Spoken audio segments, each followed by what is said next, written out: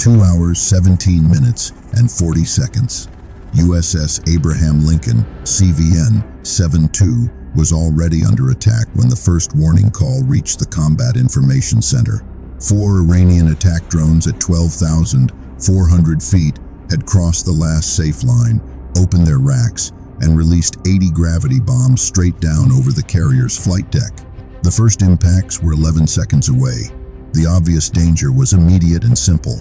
If even 12 bombs hit the angle deck, Lincoln would lose aircraft recovery, lose deck crews, lose fuel routing across the landing area, and strand every jet still in the air. But the obvious danger was not the full problem. At 2 hours, 17 minutes, and 51 seconds, the bombs would start landing. At 2 hours, 20 minutes, and 36 seconds, a second strike package was scheduled to enter the kill box from the northeast at sea skimming altitude. That meant the carrier was not facing one attack. It was facing a timed sequence designed to force a U.S. nuclear carrier into the exact posture Iran wanted. The countdown was already running, and Abraham Lincoln had 176 seconds to avoid being turned from a warship into a fixed target. To understand what is happening, you need to understand why 80 bombs dropped straight down did not need to sink the carrier to put the strike group in danger. AUS. Carrier is built to defeat threats on approach. Escorts extend radar coverage. E-2D Hawkeye. Aircraft push detection far out. EA-18G. Growlers distort targeting data. Aegis destroyers fire long before sea-skimming missiles get close. That defense is strongest when the carrier keeps its air wing moving and its escorts working from stable geometry. Iran did not design the weapon to defeat the defense. Iran designed it to make the defense irrelevant. A straight-down bombing pattern from cheap drones was not meant to break the hull. It was meant to shut the deck, stop recovery, force emergency turns, overload damage control, and collapse the timing that made the rest of the defense work. The visible attack was only the outer layer. The first problem was visible. The second problem was the one that mattered. What the system believed was happening was not what was actually happening. In the first 20 seconds, everybody would look up at the bombs. The real danger was somewhere else, and one officer had already seen the pattern hours earlier. Her name was Lieutenant Mara Keene, a passive sensor operator attached to the strike group's electronic warfare cell. She was not the obvious hero on paper.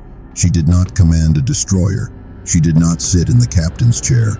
She did not launch missiles.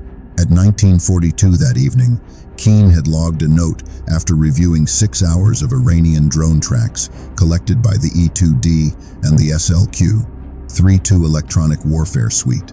The drones were not orbiting to find the carrier's center mass. They were making repeated offset passes that lined up with Lincoln's angle deck, deck edge elevator 3, and the landing area around arresting wires 2 and 3. Keene wrote that the pattern suggested deck denial preparation, not sinking shots. She added one line that mattered later. If the deck is suppressed, the follow-on threat will come below the radar horizon before recovery can resume. Her note went into the traffic stack because the drones were still outside the weapons release circle and because every watch floor in the region had grown used to Iranian probing. At 2 hours, 17 minutes, and 44 seconds, that buried note became the most important document in the carrier strike group. At 2 hours, 17 minutes, and 51 seconds, the first 8 bombs hit. 2 detonated near Catapult 4's shoulder. 1 tore into the landing area just aft of Wire 3 and sprayed shrapnel across the starboard foul line. 1 hit deck edge elevator 3 and jammed it halfway down. 2 more struck parked aircraft on the starboard side, an F/A-18E on spot 7 and an EA-18G on spot 8. 1 bomb punched through a refueling hose station and ignited JP-5 vapor. The 8th did not explode at all. It smashed through the non-skid and buried itself 3 feet deep, turning a repair crew into a bomb disposal problem before the first fire team had even moved. Then the second cluster arrived. By 2 hours, 18 minutes, and 6 seconds, 29 bombs had impacted the flight deck or island structure. 18 had splashed into the water. 21 had been deflected by evasive maneuver or disturbed airflow, and 12 were still falling.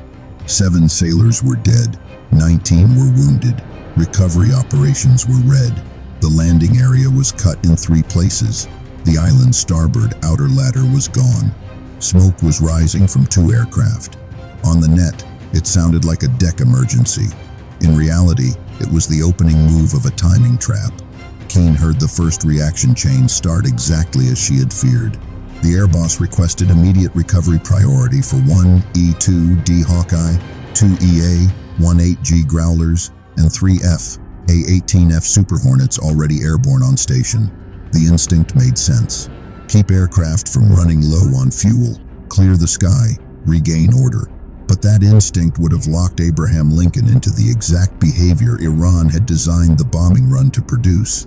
To recover those aircraft, the carrier needed a steady turn into the wind, a predictable deck heading, and a recovery window of at least 14 minutes. That would freeze the strike group's geometry and compress the escort screen on one side. Keane checked the passive plot again. 3 short burst transmissions had flashed from the Iranian coast 43 seconds after bomb release, all on the same narrow timing interval. That meant the drones had not attacked on their own. They had transmitted release confirmation back to a second battery. The bombs were not the main event. They were the signal that the deck had been suppressed. The visible attack was only the outer layer. The real danger was somewhere else. At 2 hours, 18 minutes and 19 seconds, Keane carried her tablet straight to the tactical action officer and pointed to the clock. She said the follow-on package was not waiting for damage assessment. It was already in the air. She said if Lincoln turned into the wind now, the ship would hold a predictable course just as the second wave reached the radar horizon. She said the Hawkeye could not land, the Growlers could not land, and if they tried to bring everything home, the strike group would go blind at the worst possible moment. That was the reversal point, and it was not dramatic. It was technical. The tactical action officer looked at the earlier track note, looked at the deck status board, and realized the pattern fit.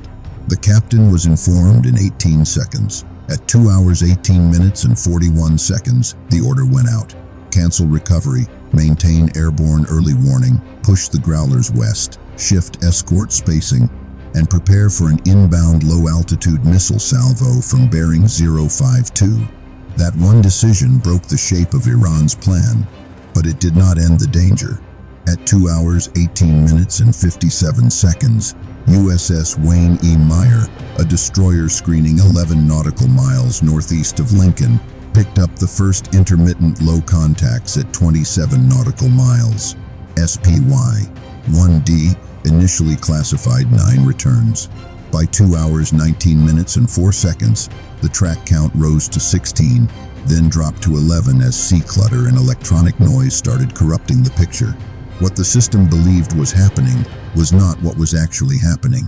The raid included 4 Qatar anti-ship cruise missiles, 6 one-way attack drones, and 6 radar decoys flying 40 feet above the water with inflated signatures. The first problem was visible. The second problem was the one that mattered. The decoys were there to soak up interceptors and clutter Aegis. The Katers were there to hit the carrier while the deck was still shut.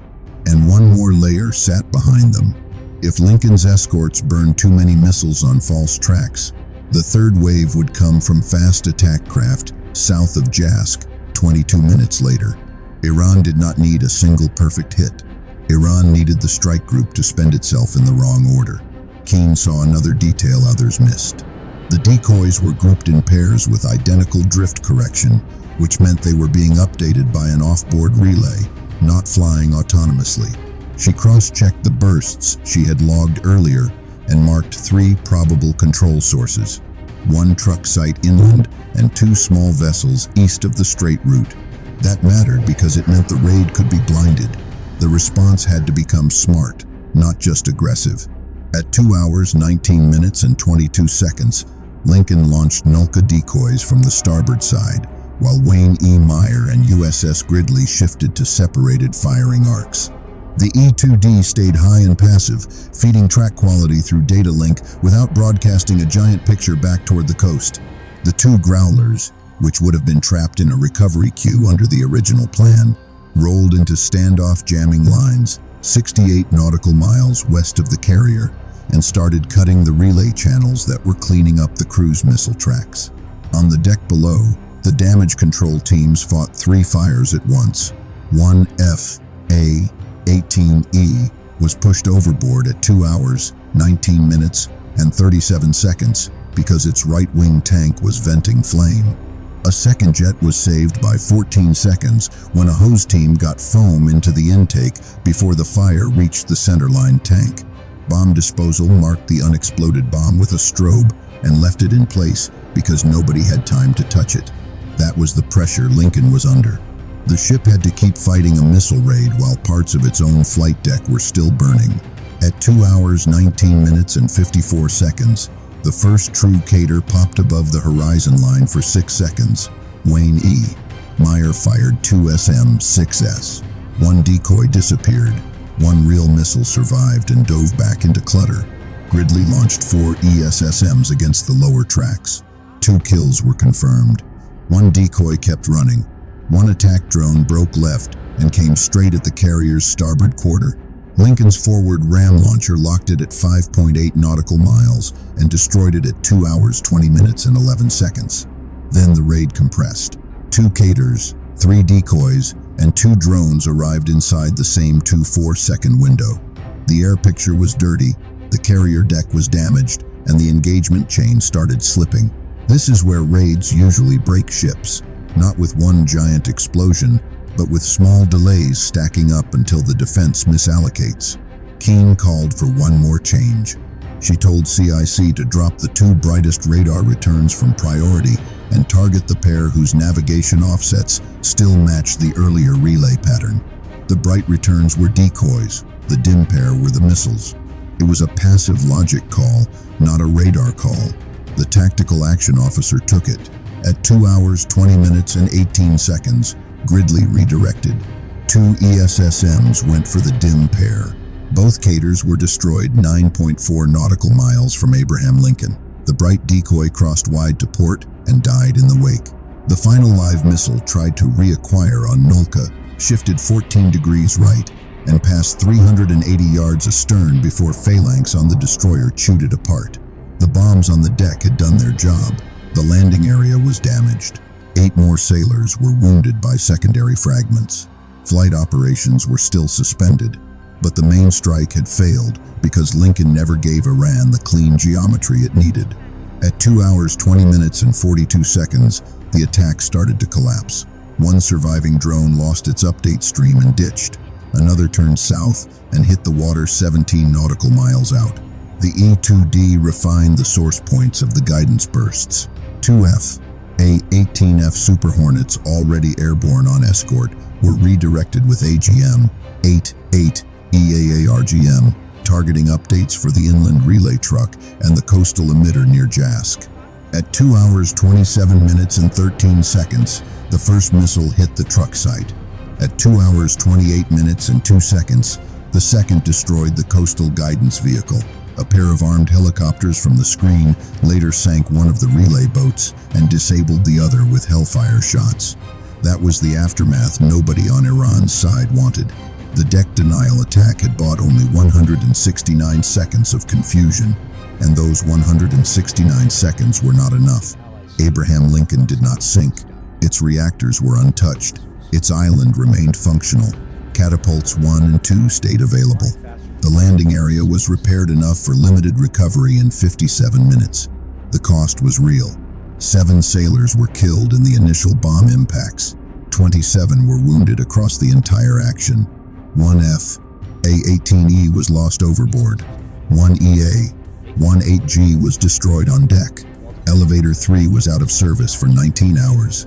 But the ship survived, the air wing stayed in the fight, and the strike group did not lose the screen geometry that kept the carrier alive. That is what Iran was really trying to do. It was not trying to punch 80 small bombs through a nuclear carrier and hope for luck. It was trying to shut the deck, force recovery, freeze the turn, expose the carrier to a second wave, and drain the escorts in the wrong sequence. Iran did not design the weapon to defeat the defense. Iran designed it to make the defense irrelevant. It failed because one officer understood that the bombs were not the point. The visible attack was only the outer layer. The real danger was somewhere else. And when everybody else was staring at the holes in the flight deck, Lieutenant Mara Keene was staring at the clock.